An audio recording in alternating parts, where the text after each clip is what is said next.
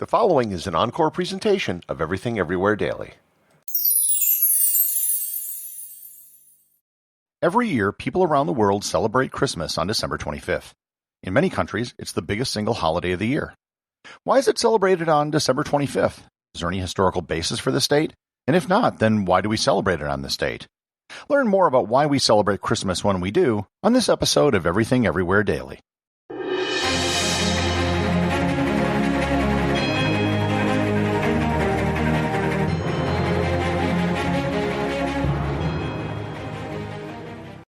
This episode is sponsored by ButcherBox. It's that time of the year when we soon will be settling in to watch college bowl games in the NFL playoffs. When you get your friends together to watch the games, there's no better food to serve than chicken wings. And if you're going to have chicken wings, why bother serving wings from a pizza delivery service or a sports bar when you can serve the best wings around? ButcherBox has free-range organic chicken wings. When I make wings, I just put them in my air fryer for 18 minutes at 400 degrees, and they come out perfect. You can add whatever sauce or seasoning you prefer, but I'm happy with just plain old salt and pepper. Sign up today at butcherbox.com/daily and use code DAILY to get free chicken wings for a year. That's 3 pounds of free-range organic chicken wings, free in every order for a year when you sign up at butcherbox.com/daily and use code DAILY.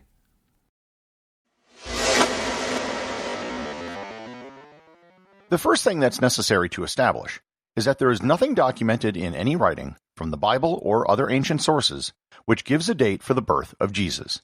Nothing. It isn't even implied or hinted at. So for all practical purposes, we really have no idea what day or even what month Jesus was born. Then why do we celebrate it on December 25th?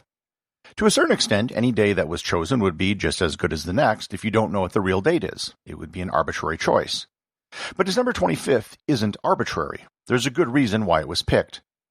Initially, in the very early Christian church, during the first 2 centuries of its existence, there is no mention or indication that the birth of Jesus was celebrated. The first known date we have of a December 25th celebration of the birth of Jesus is in the year 336 during the reign of Emperor Constantine. Constantine, as I've mentioned in previous episodes, brought Christianity out from being an underground religion. Many of the traditions of early Christians were able to be openly celebrated, and many of them were finally documented. Most people, when given an explanation about why December 25th was chosen, get the story half right. By that I mean what they say isn't technically wrong, but it doesn't tell the whole truth, and it doesn't explain why that date in particular was chosen. December 25th was, in the Roman calendar, the festival of Sol Invictus. Sol Invictus was a god, and Sol Invictus means the unconquered sun, as in sun in the sky. There are debates as to if Sol Invictus was a separate deity from Sol, but as far as the celebration goes, it was a festival that was established rather late in the Roman Empire in the year 275 by the Emperor Aurelian. It was probably a foreign god that was brought alongside Roman gods.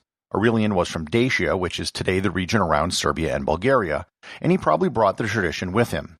His mother may have been a sun priestess. It was celebrated on December 25th because that was the day on the Roman calendar which was celebrated as the winter solstice. Actually, and I addressed this in my episode on the Julian calendar, by the time Aurelian was emperor, the actual solstice wasn't on December 25th anymore. In 275, if you check it out on a calendar converter, the actual solstice was on December 21st.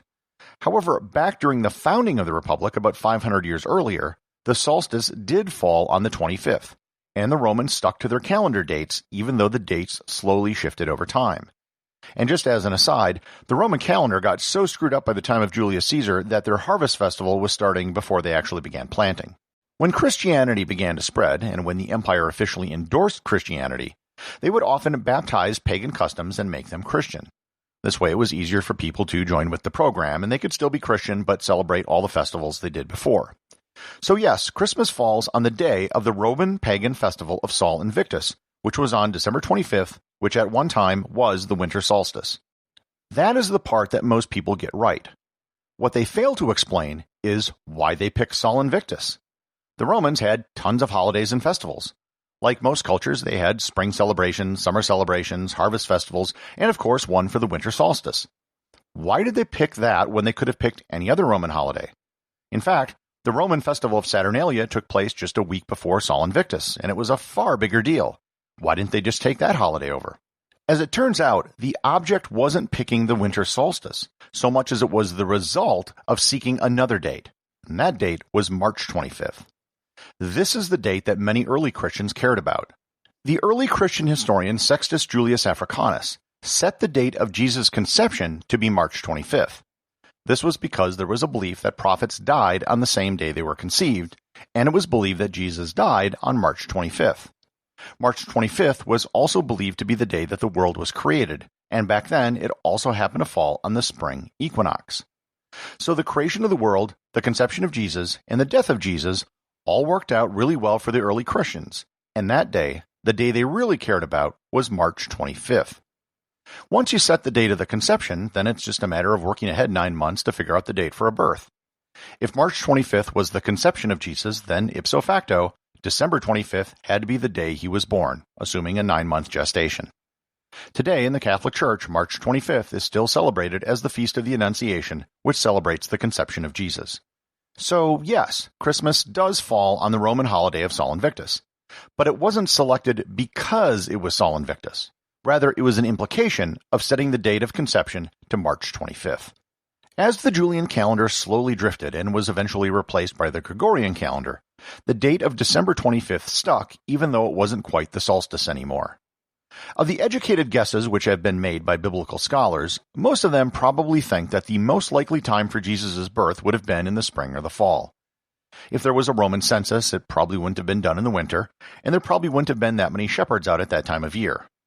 The December 25th celebration wasn't and isn't something that is universally celebrated by Christians. When Puritans came to America, they actually banned the celebration of Christmas in Massachusetts.